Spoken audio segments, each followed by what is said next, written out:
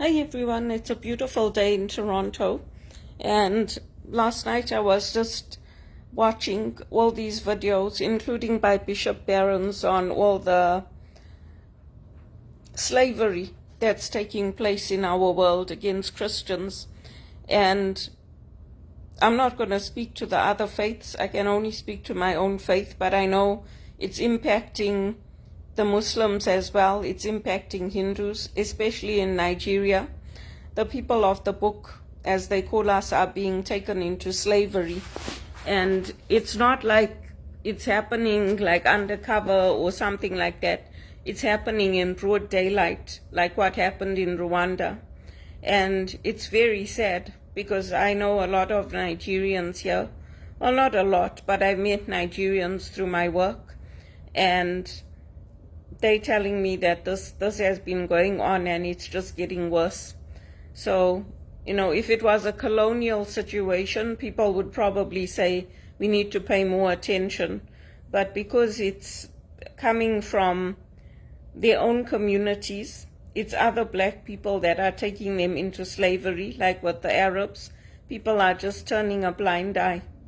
And I don't know what these people think they're accomplishing, but they're not accomplishing anything, because people are still praying, people are still going to church, people are opening their own little prayer groups, and they're praying in those churches that have been destroyed.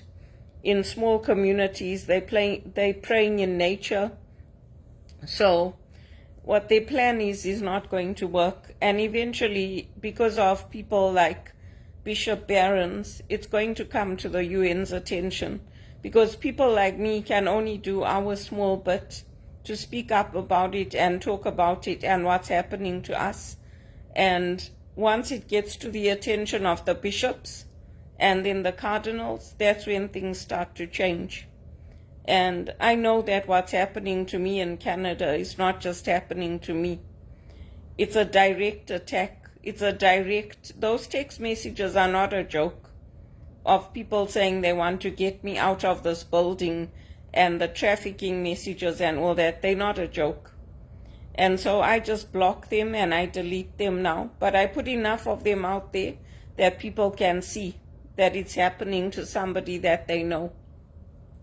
And all over the world, the Christians are being attacked. That festival that we have here on St. Clair, I used to go to that. I used to go to all the festivals and support them on my own. And I felt very safe. I never felt that I was living in a police community. We never saw police walking around like they are now, with their big jackets and guns and all that. We never saw it. It's only now, in the last few years, that it started happening. And the food bank usage and all that. So, like all those people, like if they had the courage to actually come and talk to me, I would tell them, you know what? I don't even know you. I don't know why you decided to start sending me text messages and bringing all your filth into my life. But my heart is pure and I don't need it. And yeah, if I get a job in Zimbabwe, do you think I would stay here? Do you really think I would fight to stay here if I got a good paid job in Zimbabwe? No, there's no way. There's no way. Zimbabwe is just as beautiful a country as Canada. It's got beautiful wildlife, it's got good people. The people there are like me. They're very friendly people, and very professional. It's not like here, we don't go to work in the morning and say, hey, how you doing?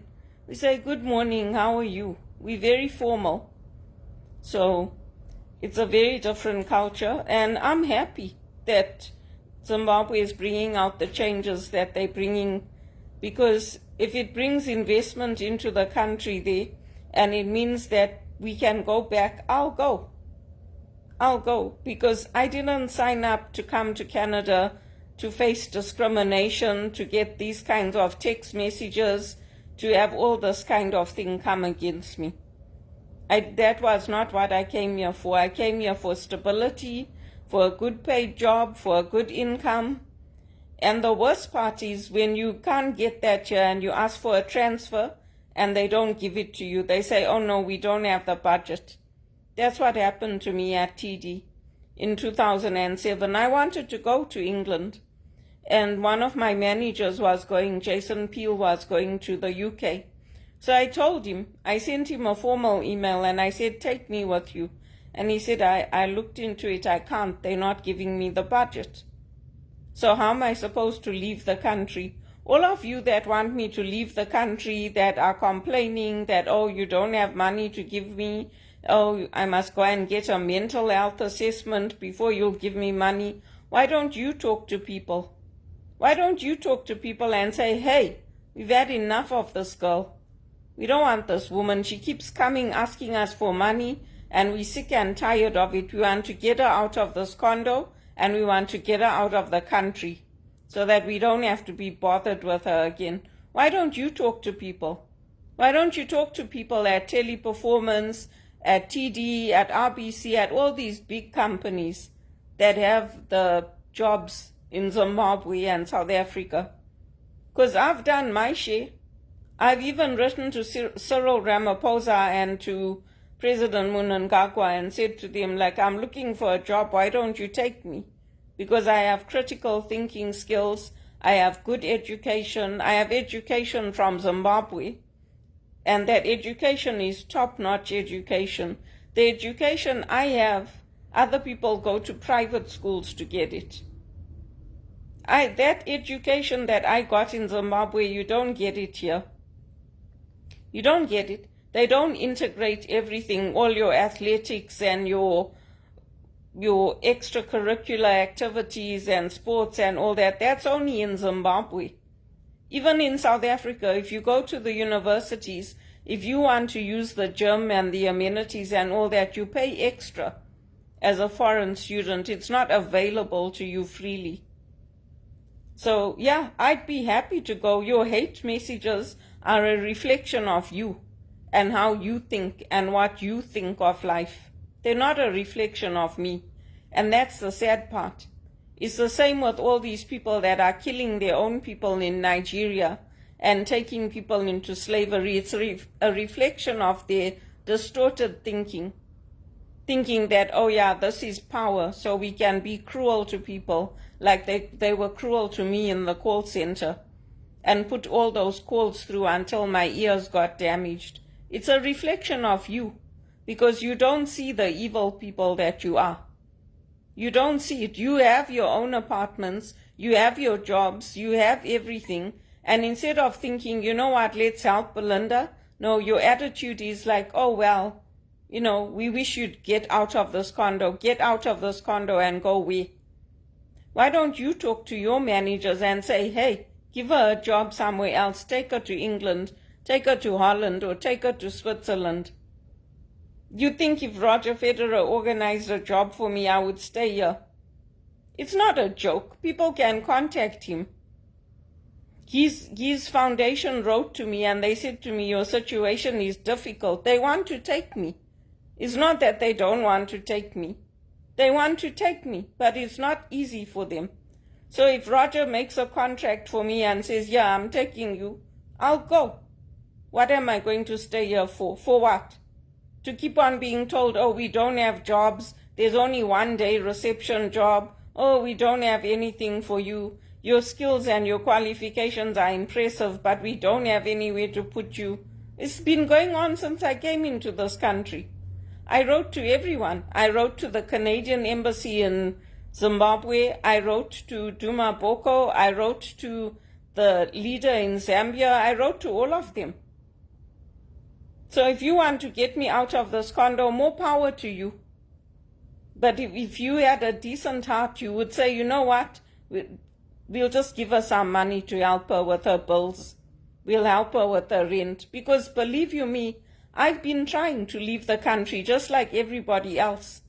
All the people that came here from Ukraine and Portugal and Ireland, even though there's problems in their countries, they're all looking to go back. And so am I. People are leaving America and they're going to Germany, where the Holocaust took place. The Jews are going back to Germany. So it's not a joke. It's not a joke. I didn't bring my mother here so that I could have to tell her that I don't have a job, I don't have anything to go to. I wish I had a job to go to.